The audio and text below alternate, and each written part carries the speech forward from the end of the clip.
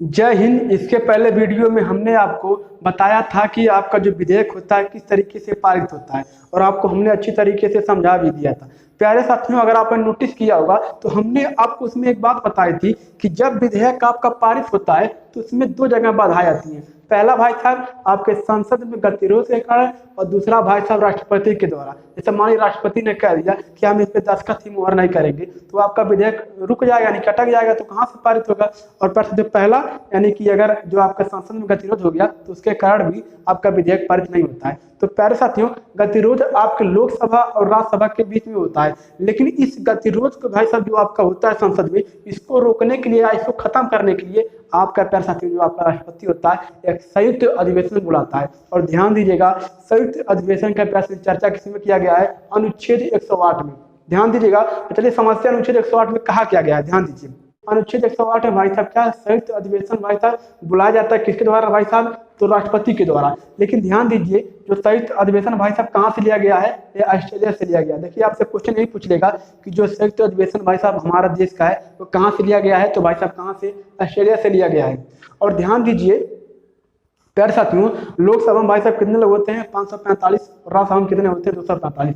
देखिए जब संयुक्त अधिवेशन प्यारे साथियों बुलाया जाता है तो सेंट्रल हॉल, देखिए बीच में होता है कहाँ पे? सेंट्रल हॉल, जहाँ पे ये लोकसभा के सदस्य भी जाएंगे और राज्यसभा के सदस्य जाएंगे। ये नहीं कि ये यहाँ पे आ जाए यहाँ पे जाए, ऐसा नहीं होता है। बीच में दोनों, देखिए जो सेंट्रल हॉल होता है वहाँ पे प्यारे साथियों 545 और 245 यानी कि 790 लोग आएंगे भाई साहब। कहाँ पे? आपके सेंट्रल हॉल होता है, वहां पे आके संयुक्त अधिवेशन पे चर्चा करेंगे। तो ध्यान दीजिएगा, राष्ट्रपति क्या करता है भाई साहब? संयुक्त अधिवेशन को बुलाता है, लेकिन भाई साहब राष्ट्रपति बुला के भाई साहब वहां पे बुला के वो चला जाता है। अब आपके दिमाग में आ रहा होगा कि भाई साहब इसकी अध्यक्षता कौन करता है? तो भाई साहब जो लोकसभा के अध्यक्ष होते हैं वह आपके संयुक्त अधिवेशन की अध्यक्षता करते हैं। और देखिए भाई साहब कारण क्या होता है? जैसे मान लीजिए अब संयुक्त अधिवेशन तो आप हरदम बुला नहीं सकते, कोई तो कारण होगा। तो भाई साहब कारण देखिए, सदनों में गतिरोध, यानी कि प्यारे साथियों ऐसा मान लीजिए कोई हो गया कि लोकसभा ने कोई विधेयक पारित कर दिया। मान लीजिए लोकसभा ने कोई विधेयक पारित कर दिया और वह भाई साहब आपका कहाँ चला गया? राज्यसभा में पारित होने के लिए। राज्यसभा ने कहा भाई हम पारित नहीं करेंगे, तुम काट डालोगे। तो इस स्थिति में जो आपका राष्ट्रपति होता है वह भाई साहब क्या संयुक्त अधिवेशन बुलाता है और देखिए बुलाकर भाई साहब कहाँ बैठाता है? सेंट्रल हॉल में। तो आपको अच्छी तरीके से समझ में आ गया होगा कि राष्ट्रपति बुलाता है, अध्यक्षता कौन करता है? लोकसभा के अध्यक्ष होते हैं। और कारण भाई साहब क्या? सदनों के गतिरोध।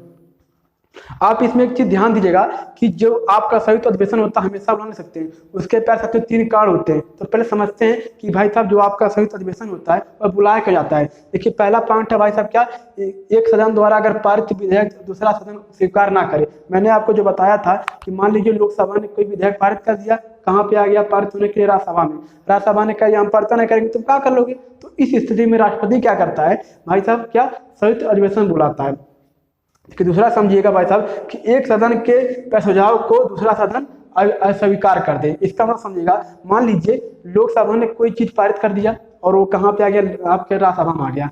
तो लोकसभा का ओ इसमें गलती है, इसको सुधार करना चाहिए। तो लोकसभा क्या करेगा कि राज्यसभा से कहेगा कि भाई साहब इसमें कुछ गलतियां हैं, इसमें कुछ त्रुटियां हैं, आप इसको दूर कर दीजिए। तो इस स्थिति में राज्यसभा क्या करे? भाई जो तुम भेज दिए उसको हम पारित कर देंगे, हम सुधार नहीं करेंगे। तो इस स्थिति में भी क्या होता है, आपका जो राष्ट्रपति होता है वह प्यारे साथियों संयुक्त अधिवेशन बुलाता है।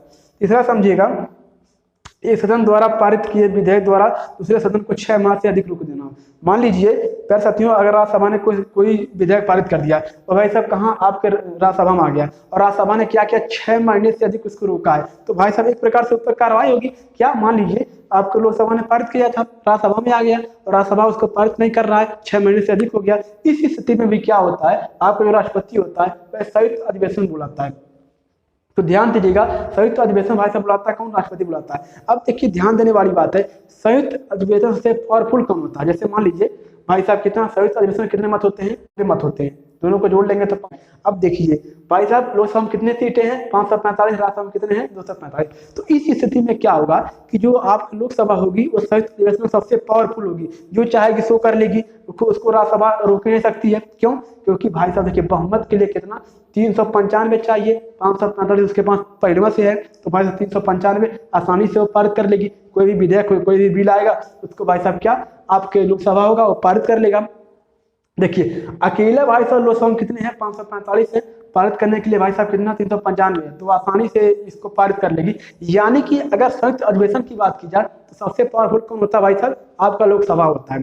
देखिए, तो इस स्थिति में क्या किया, जो हमारे अच्छे जानकार थे जिन्होंने जो संविधान बनाए, उसमें ये सोचे कि मान लीजिए अगर लोकसभा चाहे देश बेचने के लिए, तो भाई साहब भले हम संयुक्त अधिवेशन बुला देते हैं तो लोकसभा अपना बिल तो पारित कर लेगा ना, क्योंकि भाई साहब उसके पास क्या 545 फाइलें हैं, पारित करने के लिए कितना 295 चाहिए, आसानी से वह पारित कर लेगा। तो इस स्थिति में हमारे जो अच्छे जानकारी थे जिन्होंने प्यारा संविधान लिखा, उन्होंने क्या किया कि 3 पॉइंट ऐसे कह दिया भाई साहब जिसपे कि प्यारे साथियों संयुक्त अधिवेशन बुलाया नहीं जा सकता है। उस पर भाई साहब क्या लोकसभा पारित करेगा और राज्यसभा अलग अलग करके पारित करेंगे तभी वो पारित होगा।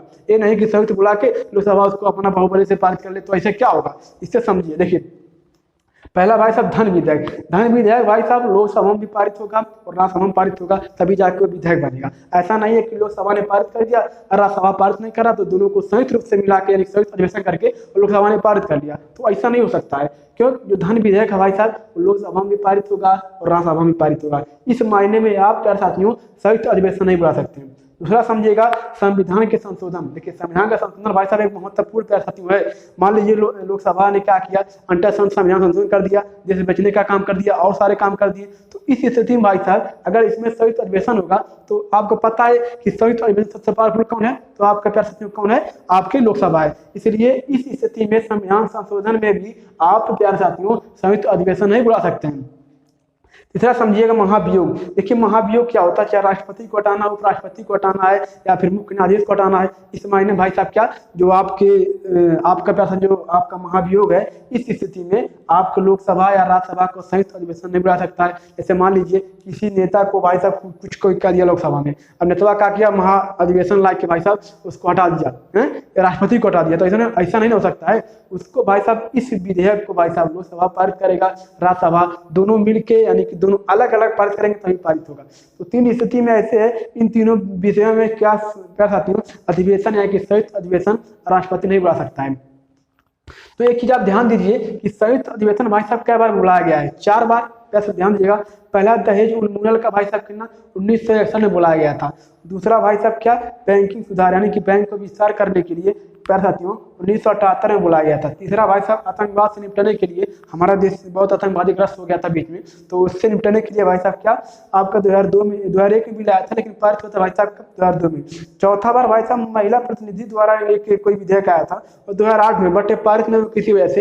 लेकिन आपसे पूछेगा कि संयुक्त अधिवेशन भाई साहब कै बार बुलाया गया है, तो 4 बार, और पारित कै बार हुआ, तो 3 बार।